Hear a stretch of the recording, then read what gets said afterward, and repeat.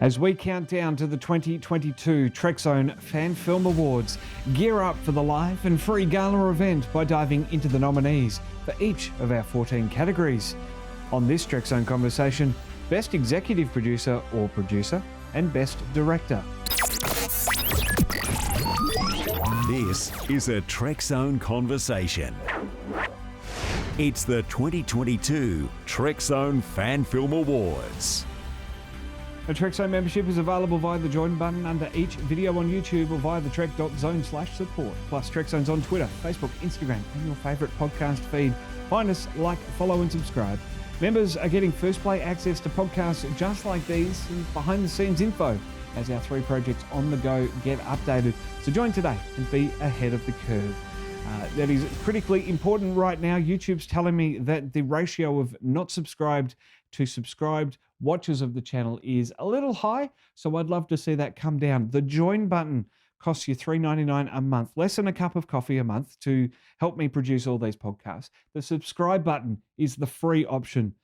You will still get notifications. You will still get all the great content here on Trekzone for free, just a little later than those members. So subscribe is the free option. Join is the paid option. If you can't afford the join button, that's totally cool. I'd still love you to hang around. I'd love you to hit that subscribe button.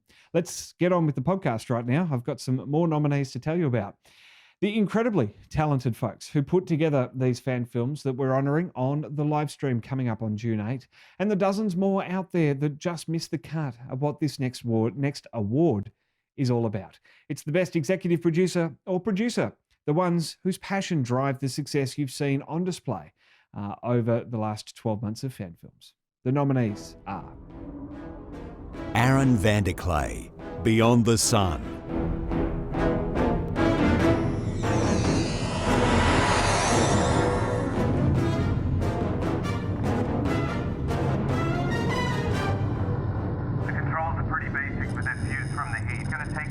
Bypass. I don't believe it. What? They're in some kind of self-induced coma. Life signs are stable. There's no active suspended animation. They're just asleep. Well, if they're not in any immediate danger, Doctor, you can come help me. I need you to reroute the secondary protocols and emit an ion pulse through the navigational controls. Can do. That'll cut out the left thruster, divert full power to the right one, and send us hurtling away from the sun. Structural integrity is at 14%. Hull temperature is at 9,000 degrees. Whose crazy idea was it to do this again, Doctor? I believe it was yours. Well, start believing in miracles. Hold on.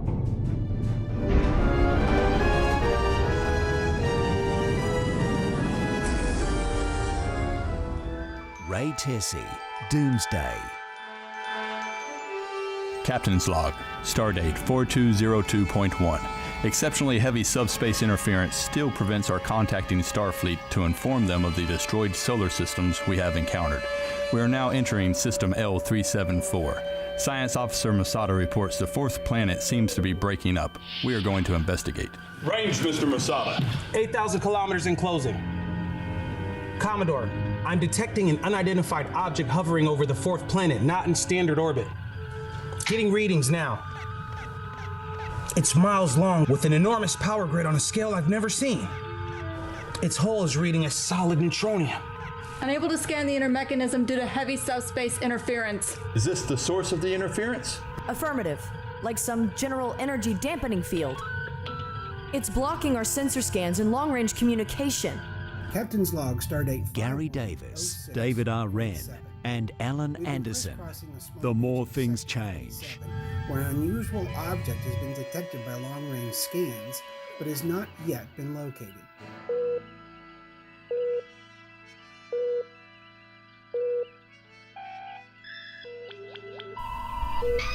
Captain, an unidentified derelict vessel has been detected 307 kilometers off the port bow.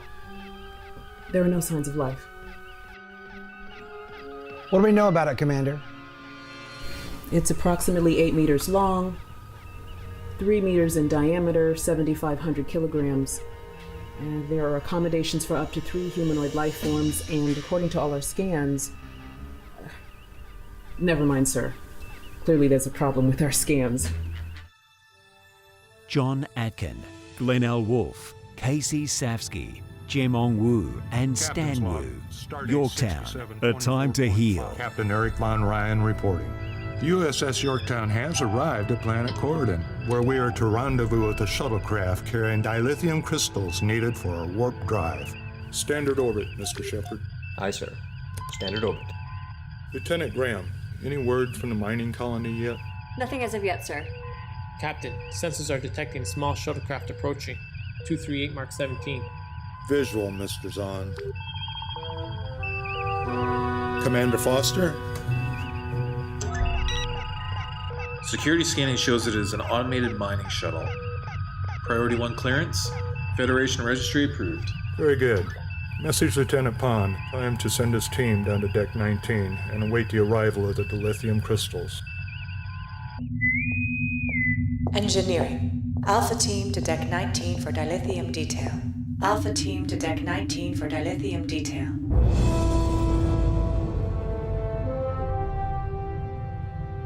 Opening bay doors. Transferring power to the tractor beam.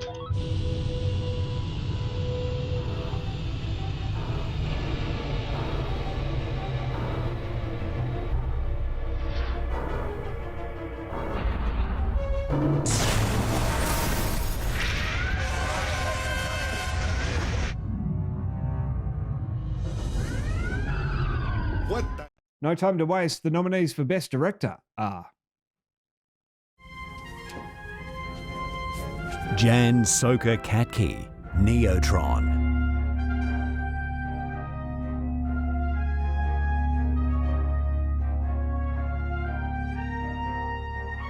Neutronové částice pokrývají 47% trupu a postupují.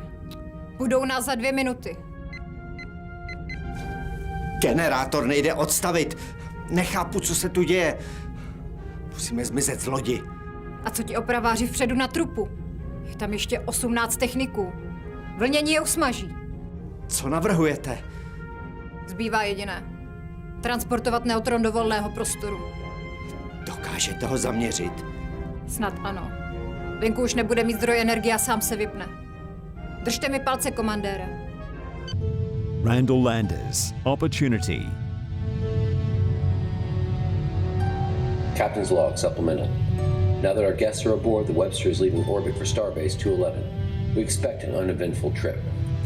Meanwhile, my senior officers and I are giving the Sodanians a tour of the less sensitive area of our starship.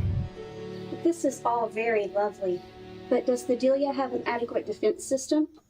Yes, Ambassador, I assure you the Delia's defense system is more than adequate. Michael Stuhlberg, The Long Road. I'm not the one that decided to crash here. Fair enough. So how's that memory coming?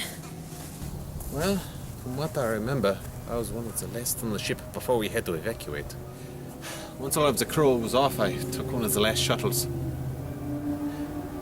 Once I evacuated, I was at the tail end of the group.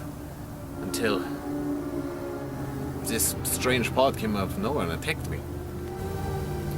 Interesting. Well, you're lucky you made it this far alive.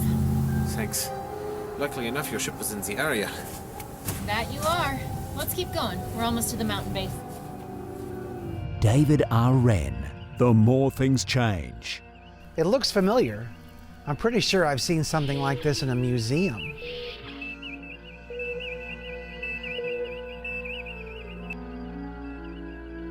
Captain, I believe I may be able to help.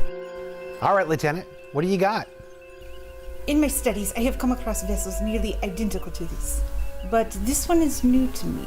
There are additional systems, but I am sure this is a Russian Soyuz spacecraft. First generation, made in 1960s. I don't recall seeing anything like this, though. That is because you learned space history at Starfleet Academy. I studied at Chelyabinsk State University, where our history was more heavily weighted. But as far as I know, this never passed the design phase. So if this is a Russian craft, how'd it get way out here?